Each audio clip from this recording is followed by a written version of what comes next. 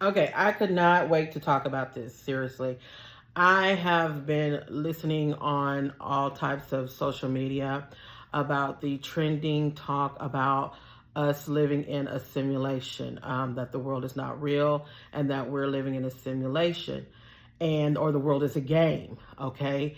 And you're playing the game and you're dealing with NPCs and different forms of energy, kind of like, I've been around for a while because I'm a little bit older than some of the people that are bringing it back. I kind of think it's a generational thing because it kind of goes back to the Matrix, when we really started talking about the Matrix and the world being a Matrix and the program and the simulation and all of that.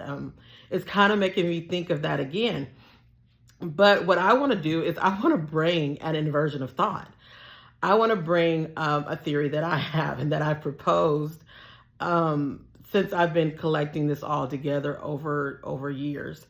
My theory is called the theory of inversion of creation, and I will post a link to it. I'm eventually going to publish it so you can kind of read it. And I like to see people challenge their thought, but I wanted people to kind of look at things maybe differently.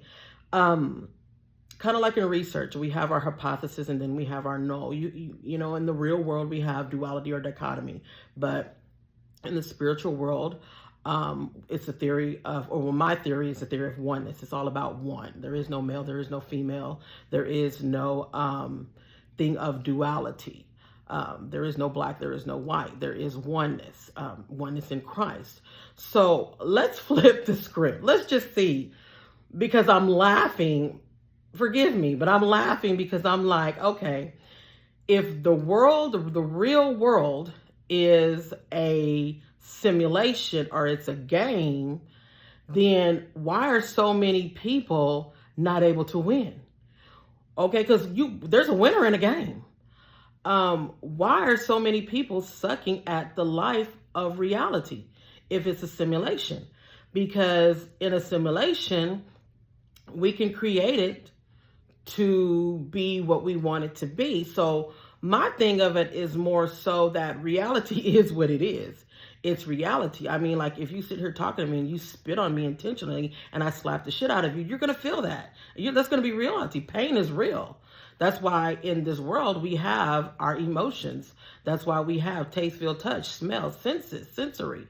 But in the spiritual world, it's everything. Of course, it's omnipotent, omniscient, omnipresent. It's everywhere. It's eternal. The spiritual world is eternal. So let's flip the script. The simulation is the spiritual world because that's when you assimilate. That's when you simulate. That's when you put things together. It's in the spiritual world and you manifest, man brings it to life, brings it to reality in the spiritual world. But the spiritual world is actually the finite. It is the omega. The spiritual is the alpha. So to me, when you talk about simulation and games, or programs, that's all in the spiritual world. That's where you are programming. That's where you're doing your code, your language, everything. That's where you're putting everything together so that you can get it to be how you want it to be in the real world, in this realm, in this three-dimensional world. I mean, okay, let's start at one dimension. Let's just say science, okay? We start mathematics. I'm a retired math teacher. Okay, you start on one dimension as a line. Okay, length. Okay, then we go to 2 dimensions, length times width. Then we go to 3 dimension, length times width times height. Then we go to the 4th dimension, length times width times height. Then we include time. Then we move over to the 5th dimension, and then we got length times width times height, and we got time, and then we got time moving, okay, within the 5th dimension. And I can just go on and go on and go on up to, I mean, we've speculated probably 11 dimensions. But in the simulated world, there are things that you can do. You can move and change things around. That's where the architecture begins. But here's the thing. When you change them in the spiritual world, or what I call the simulated world, and you manifest it into the 3D world, you're going to change within it. I'm looking right now. I don't know. Let me see if I can kind of give you my view here. When I think about this, let me see if I can.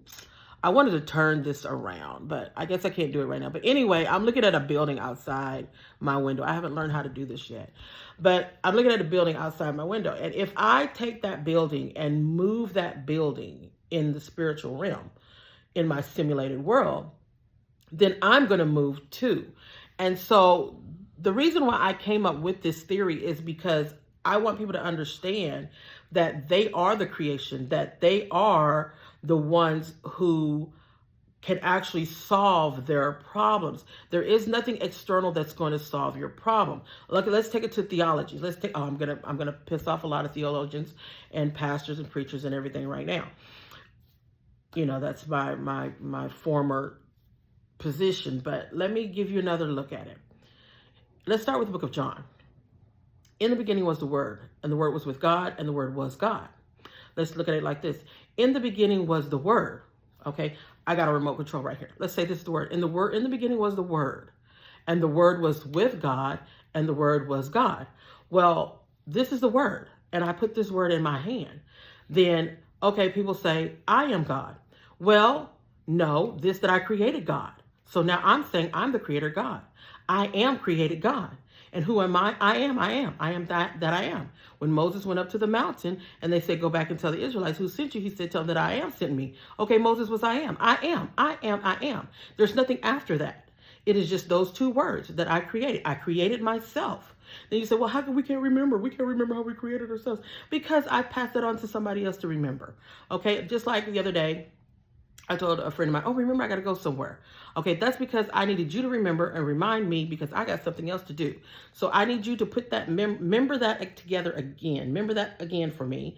And I'm just going to do the remembering, which is the creating. So we don't have to worry about whether we remembered. What we really need to get to is the knowing. Okay, the knowing part. We need to get from these beliefs and theories and postulates and everything, which I like to do anyway, and start moving towards knowing. Know thyself. That's the biggest thing, to know thyself. So here I am. I have God that I created in my right hand, and I'm the creator of God.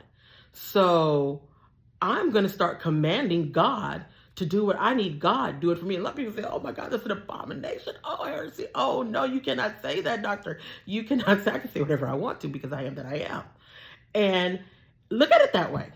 Now, if you look at it that way, then you can start seeing the perspective of the simulation versus reality.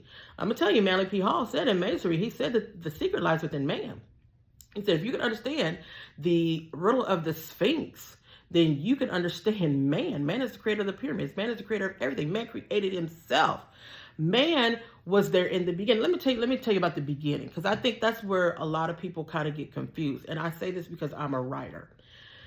In the beginning, in terms of a lot of thinking, it's not the beginning. In the beginning, when I'm writing, there's either an epilogue, a prologue, a table of contents, or a dedication, or something, copyright information. There's a whole lot of I am in the beginning, so to speak. The beginning doesn't begin until I begin chapter 1. Like I wrote a book and then I posted it for an Audible book. And I had to move the scale to start at chapter 1 and leave out the prologue, the epilogue, and the dedication of the book. Why? Because people needed to hear, people who were listening to Audible books, they really wanted to get to the point. And so that was the beginning. That was my beginning. But in the beginning was the word. Well, where does the word come from? The word comes from a thought, or what we normally call Thoth in Egypt, or we call Hermes, in Greek. So, or Trisdi Hermes. I can never say that right, but y'all know what I'm saying. We have different levels of what we call it from the Greek and the Egyptians and Sumerians, Lemurians, or whatever, Anunnaki, whoever you want to call them. It's always a name, but it's the thought is what it is. You have a thought, a thought that comes out of darkness into light. And the thought is which becomes the light in the mind, or the kingdom, which is where the mind is, and you're on the throne in the mind and the concept. And so the whole spiritual world is a simulation. Now, this is a good thing because you can reprogram the simulation. But the reality, this realm, this 3D, this is reality. This is real. Let me punch you in your face and slap you and wake you up, because you will feel that. In the simulation, you're not going to feel that. But in the real world, you're going to feel yourself have pain, have hurt, have sorrows, be broke, a lot of things. You're going to suffer. You know, that's why he said, in this world there'll be suffering, but be of good cheer. I have overcome the world. Well, I have overcome the world. I am has overcome the world. I'm talking really fast. I've gone 10 minutes. I just want to put this out. You guys got to read my theory. And you know what? I'm just kind of laughing. I'm sorry. I'm older. Make fun of me. But some of you guys that are in the simulation and playing this game of life, y'all suck at life, okay? Y'all suck at the game, okay? You can't play the game because you ain't playing to win. All right, you're gonna have to come up with something else to justify your coexistence or your being or your blameful life or your laziness or whatever, and not taking control, because ain't nobody out there but you.